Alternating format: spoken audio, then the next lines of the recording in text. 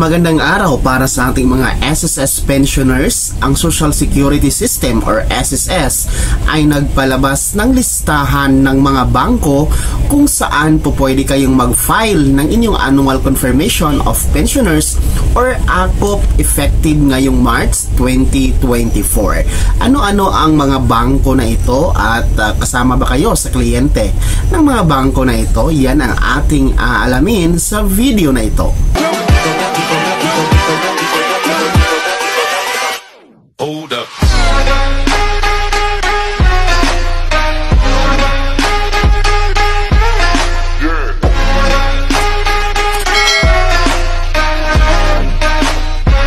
Hello mga ka-vlogs, saan ka mang dako sa mundo, welcome dito sa aking YouTube channel. And kung bago ka pa lang dito at nais mo mga informative content na andito sa ating channel, ay maaari nyo pong i-click ang ating subscribe button pagkatapos mong panoorin ang video na to. And maaari ka maging miyembro dito sa aking YouTube channel sa pamamagitan ng pag-click ng join button na nasa baba. Mamili ka ng mga perks na gusto mo mga ka-vlogs.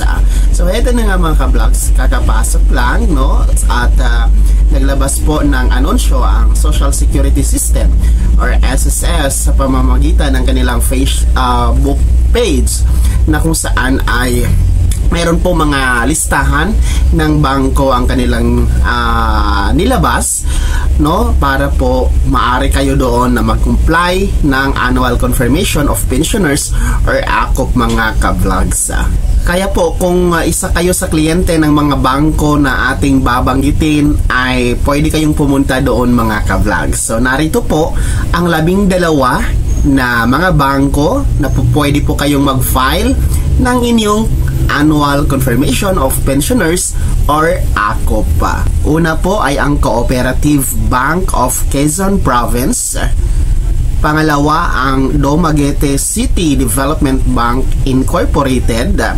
Pangatlo ang East West Rural Bank Incorporated.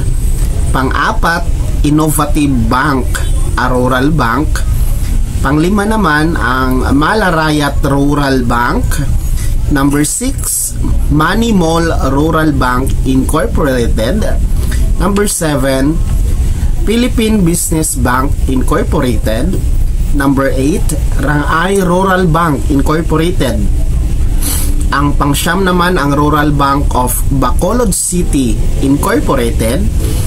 Pang-sampo, Rural Bank of Digos Incorporated. Pang-11, Rural Bank of Porac, Angeles City. Number 12 ang Rural Bank of Bawang Incorporated. So yun po ang mga 12 bangko na po pwede kayong mag-file ng inyong Annual Confirmation of Pensioners or ACOP mga ka-vlogs.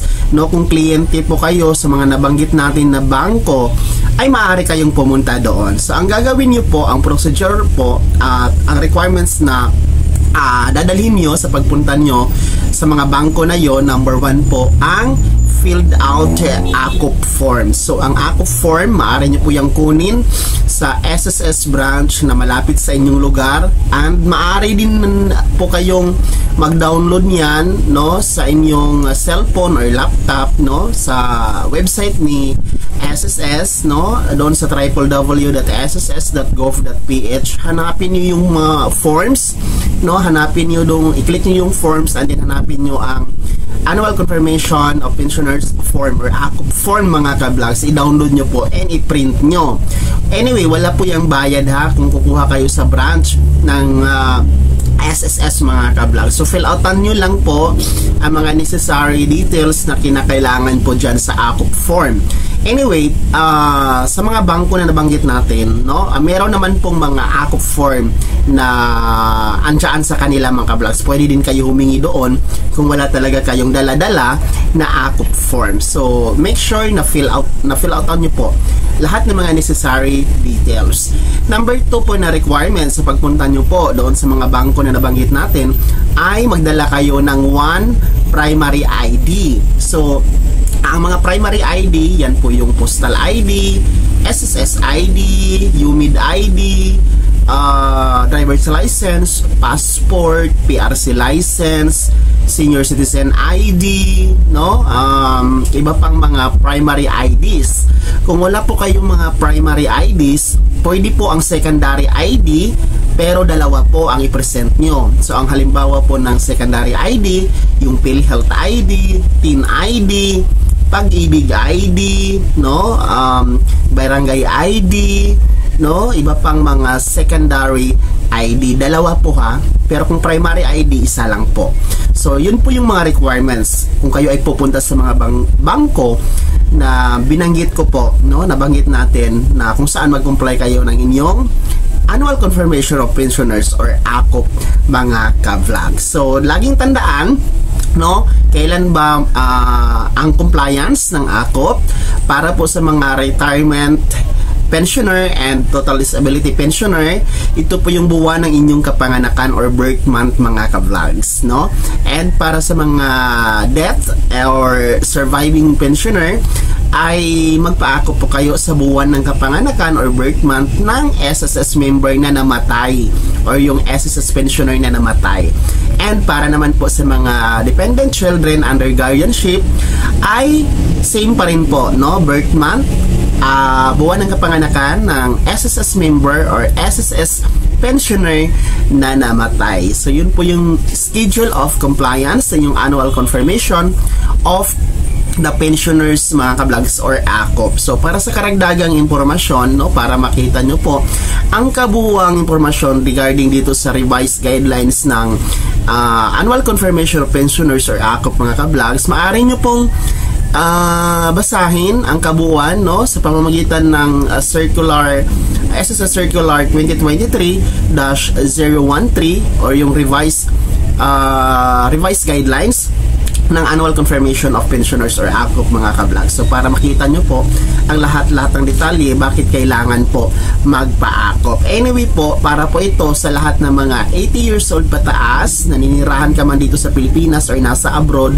kailangan pong magpa-ACOP kayo, no? 80 years old pataas. Yung mga 80 years old and below, hindi na po kailangan yan, mga ka-vlog. So bakit tayo kailangan magpa-ACOP? Dahil para po updated ang ating mga detalye kay SSS, kasi annual reporting ito kung talagang buhay pa or nag-exist pa beneficiary at pensioner na tumatanggap ng buwan ng pensyon kay SSS. Kung hindi po kayo magpa-ACOP, ay maaari pong mahinto saglit, no, ang inyong buwan ng pagtanggap ng pensyon kay SSS. Pero mabalik naman po ito once kayo ay magpa-ACOP na. Pero aantay kayo ng 2 hanggang 3 buwan bago ito maibalik, mga ka-vlogs. So again po, kakapasok lang, anunsyo mula sa SSS na maaari kayong magpa-ACOP sa mga bangko na nasa screen yung mga ka-vlogs. Kung kayo ay kliyente, ha, sa mga kliyente lang naman ang mga bangko na ito.